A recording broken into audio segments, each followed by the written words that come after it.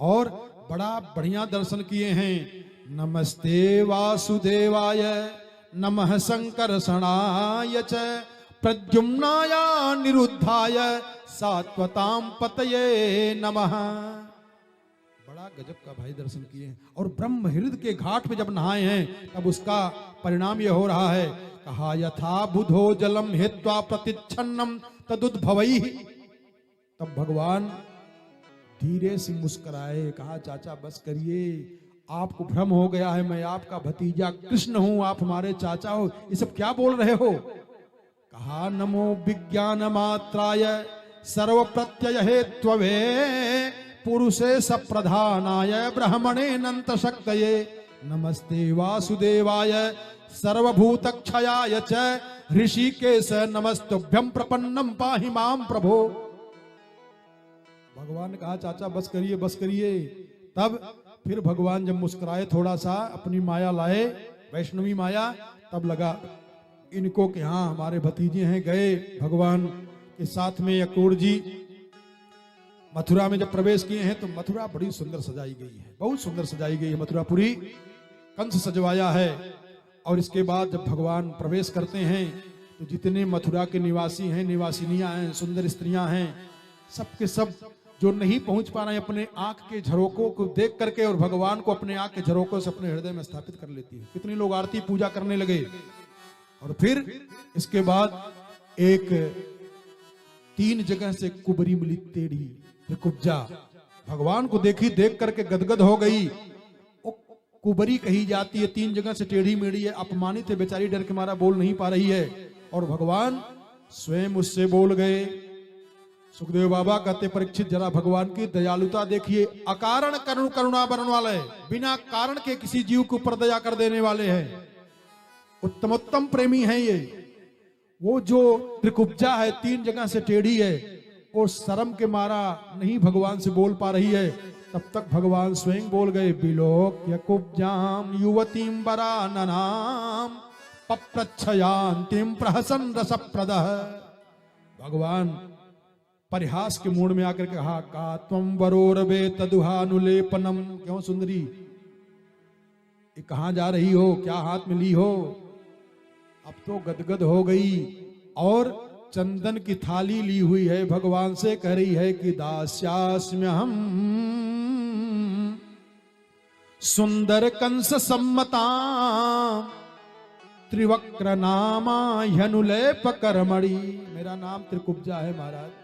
ग्वाल बाल जरा देखें, भगवान के जो मित्र हैं, कहा तुम त्रिकुब्जा हो, ये त्रिकुब्ज हैं, जोड़ी बड़ी फिट बैठ रही है, आओ खड़ी हो जाओ इनके साथ में। भगवान का है ये मामा का क्षेत्र है, यहाँ ज्यादा हंसी मजाक करोगे ना, बड़ा गुस्सैल है, कड़ा दंड देता है कंस। कहा मामा न मामी, हमारा जो समझ में आया हमने कह दिया। तो वो कह रही है कौन, त्रिकुब्जा भगवान से कह रही है कि मदभावितम भोजपते रति प्रियम, मेरे हाथ का बनाया हुआ चंदन भोजराज कंस को बड़ा पसंद है, लेकिन हे नाथ मेरी हार्दिक इच्छा है यदि आपका आदेश हो जाए तो बिना युवाम को न्यतमस्त दरहती, ये मेरा चंदन आप अपने मस्तक पे लगवा लेते तो हमारा जीवन धन्य हो जाता। तो ग्वाल बालों ने कहा इन्हीं दोनों के ऊपर केवल मन कह रहा है, हम लोग कोई दुश्मन है क्या। तो बेचारी जितना चंदन लगाई ली थी, तो लाल चंदन बलराम भैया को, पीला चंदन कृष्ण भगवान को, जितनी भगवान की सखा थे, जितने भी भगवान के सखा थे ब्रजवासी, अरे जरा हमहू को, जरा हमहू को, पूरा चंदन में टिका डाले, पूरा चंदन लगा लिए, ले लिए। ब्रजवासी प्रसन्न।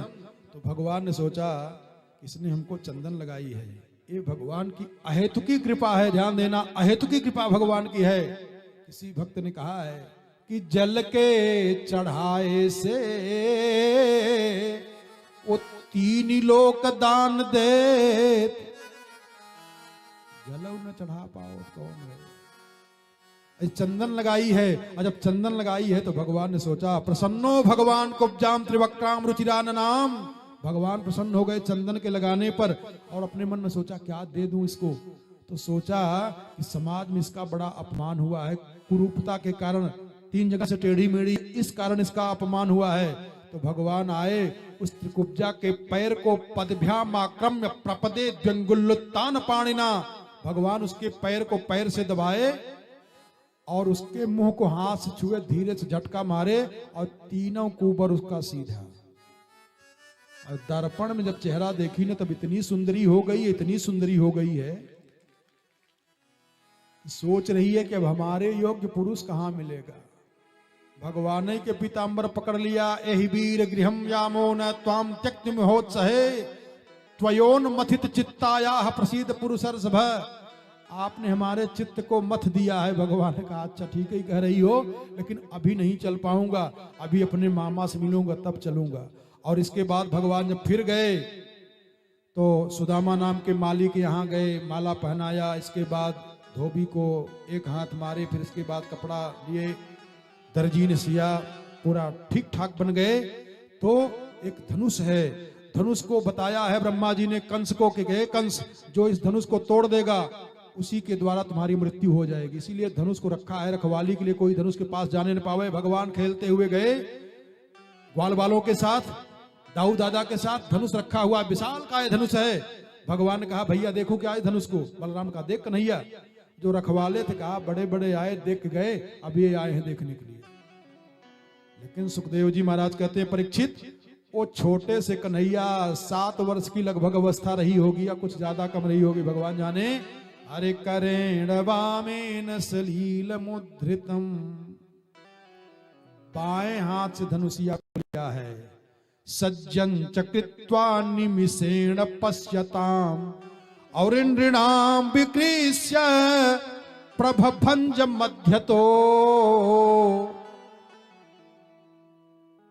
ते ही छन राम अरे मध्य धनु तोरा।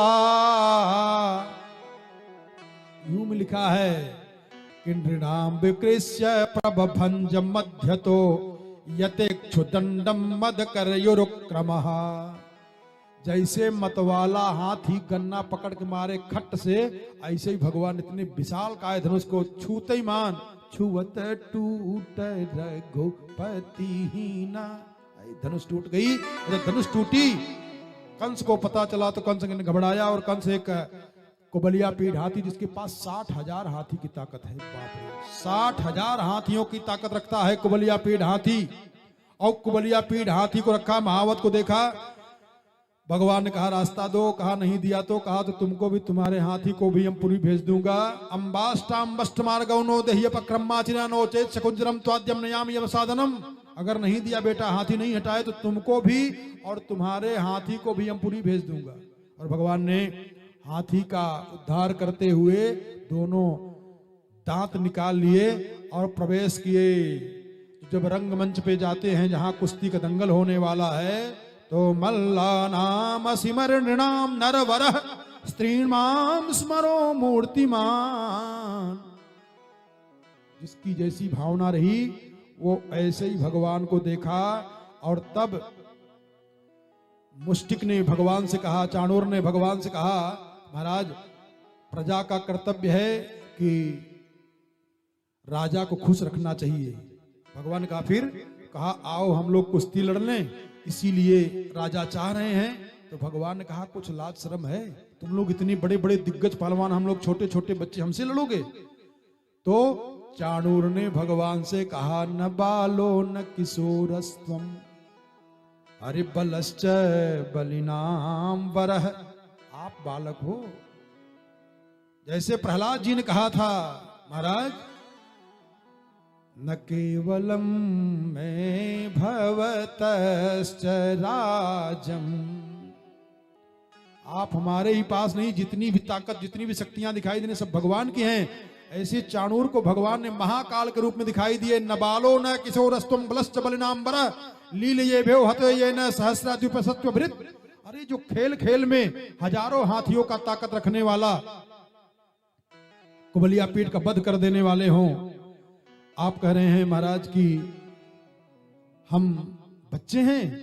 तो वहां जो सज्जन अच्छे संस्कार परिवार की स्त्रियां थीं, ध्यान देना जरा, इस बात पर विशेष ध्यान देना, वहां की स्त्रियां कहीं सखी अब यहां रहना नहीं चाहिए।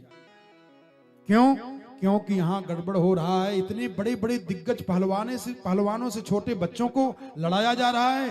ध्यान देना, उस दिन की घटना जो हम चले गए थे, कितने लोगों ने कितनी कल्पना कर दिया, न जाने कितनी कितनी बात बना डाले। जानते हो? जरा सुन लो। इसको हम पालन करने का प्रयास करते हैं और चाहते हैं कि सब लोग पालन करें। जो शास्त्र की बात है, वेद की बात है, उस पर चलने का कुछ प्रयास करें। और उस दिन किसी की कोई गलती नहीं थी, समय से पूरी कथा भी हुई थी। देखो, जैसे अभी ये सब हैं संगीत वाले, ये भी तो चाहते हैं कि भाई कुछ हमको मिले। पर्व आ गया है ना, भगवान का जन्मोत्सव है, पंडित जी लोग विचार रहे हैं कि भाई पर्व आया है तो कुछ न कुछ हो, एक उत्सव है, और उसमें अगर हम विघ्न करें, रोकें, तो हमारा भी दोष बन जा रहा है। और दोष ये हो जा रहा है, हम बैठे हैं तो कहीं लोगों को ये न साबित हो जाए कि महाराज जी स्वयं न कह करके इनसे कहवा रहे हैं, उनसे कहवा रहे हैं। तो कारण क्या है, जरा ध्यान दें। जो रंगमंच पे कुश्ती का दंगल हो रहा था, श्लोक बोल रहा हूं सुनिएगा, उसमें जितनी भी विदुषी स्त्रियां थीं, उन लोगों ने कहा कि धर्म व्यतिक्रमो ह्यस्य समाजस्य ध्रुवम भवेत, तो यत्रा धर्म समुत्तिष्ठे न स्थेयं तत्र करहिचित। जहां धर्म के विपरीत क्रिया होती हो, वहां पे नहीं रहना चाहिए, वहां पे नहीं जाना चाहिए। तो सबका अलग अलग समय होता है ना। अब हर जगह लड़के की शादी हो रही है, बच्चे की शादी हो रही है, तो वहां भी हम जाकर के लगा के बैठ जाए, सब हमारी पूजा करें? नहीं, वहां की प्रधानता उस दुल्हा की है, उस कन्या की है। स्थानम प्रधानम न बल प्रधानम। हवन के बाद हमारा भी कर्तव्य है कि अब हम अपनी मर्यादा में हो जाएं। उस समय यजमान भंडारा की व्यवस्था करेंगे, जितने लोग आएंगे उनको खिलाने पिलाने की व्यवस्था करेंगे। अब पता चले कि दिन भर 3 बार आरती लेके महाराजा जी के पास घुमाते रहें, और काम कैसे होगा?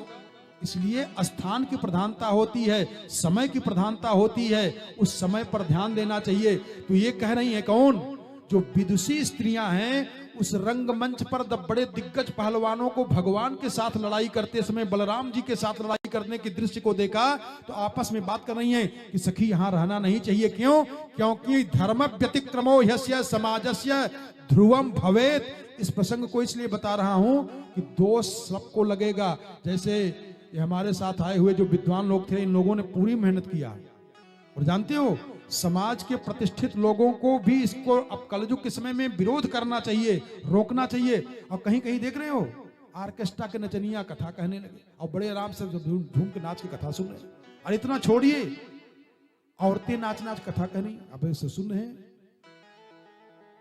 जहां अधर्म हो, आपको मालूम हो जाए तो प्रयास करें कि वहां न जाएं। कहा न सभाम प्रविशेत। हम तो नहीं बना रहा हूं, भागवत जी के श्लोक है, पढ़ लेना। वो देवियां कह रही हैं कि न सभाम प्रविशेत प्राज्ञ सभ्य दोषान अनुस्मरण। उस दोष का स्मरण करके अगर समझ में आ जाए कि वहां दोष है, धर्म के विपरीत क्रिया हो रही है, तो वहां नहीं जाना चाहिए। न सभाम प्रविशेत, प्राज्ञ बुद्धिमान को नहीं जाना चाहिए। और अगर गए तो दोष को बोल भी नहीं सकते हो। अब्रुवन, बोलना भी दोष है ना। कोई गड़बड़ कर रहा है, अपने यहाँ कर रहा है, किसी ने मान लीजिए किसी को बुला के कथा सुन रहा है, तो वहां आप कौन होते हैं टीका टिप्पणी करने वाले कि इनको क्यों बुला लिए, इनको क्यों बुला लिए? आपका ये कर्तव्य नहीं, आपका ये अधिकार नहीं है, बोलने का फर्ज भी नहीं है, बोलना भी नहीं चाहिए। आपको नहीं समझ में आ रहा है, मत जाइए। तो कहा अब्रुवन, बोलना भी दोष है, और विब्रुवन नज्ञो, न बोलिए तब दोष है। इससे बढ़िया है कि नरह किलबिस मसनुते, सुनना भी दोष है, तो वहां से धीरे से जय सिया राम।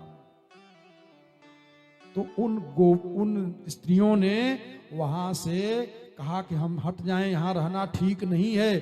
तब तक आपस में बात करने लगी, और उसी बगल में ही कैद खाना, जहां वसुदेव और देवकी को कैद खाने में डाला था कंस, उसी के बगल में रंगमंच बनाया था, वहीं दंगल हो रहा था। फिर दोनों में हुई कुश्ती, और जब लड़ाई हुई तो मुष्टिक चाणूर दोनों को भगवान कृष्ण और बलराम भैया ने सुरधाम भेजा। तब तक सल तो सल दौड़े, और जब सल तो सल दौड़े तो उन्होंने दोनों लोगों को भगवान ने अपने धाम भेजा। तत्कूट दौड़ा, ओकर नमुई कूट रहा। भगवान ने बलराम भैया से कहा, भैया इसको कूटना है। मूसल लिए उठा के मारे, धड़ाम से हुआ, जय सियाराम हुआ। इसके बाद भगवान जा करके अपनी माता पिता से चरणों में साष्टांग लेट करके प्रणाम करते हैं और बहुत समझाते हैं। फिर मैया देवकी उनसे निवेदन करती है कि बेटा, तो इसको सब भगवान कहते हैं, हमारे 6 पुत्रों को कंस ने पटक करके मार दिया है। भगवान ने उन 6 पुत्रों को लाए। उद्धव जी को ज्ञान के साथ साथ भक्ति प्राप्त कराने के लिए भगवान ने वृंदावन में भेजा है। ऋते ज्ञानान्न मुक्ति ही, बिना ज्ञान की मुक्ति नहीं होती है, ठीक है, लेकिन भक्ति भी जरूरी है। इसलिए 3 पत्र भगवान ने लिखा है। एक पत्र को कहा है कि बस दे देना नंद बाबा को और यशोदा मैया को देना या भिजवा देना। दूसरे पत्र को दिया, कहा गोपियों को देना या भिजवा देना। तीसरे पत्र को दिया, कहा हमारी प्राण वल्लभा को अपने हाथ से देना। उद्धव जी पत्र लेकर के आते हैं और गोपियों से बात करते हैं। इसमें भ्रमर गीत है, बड़ी दिव्य गीत है, भ्रमर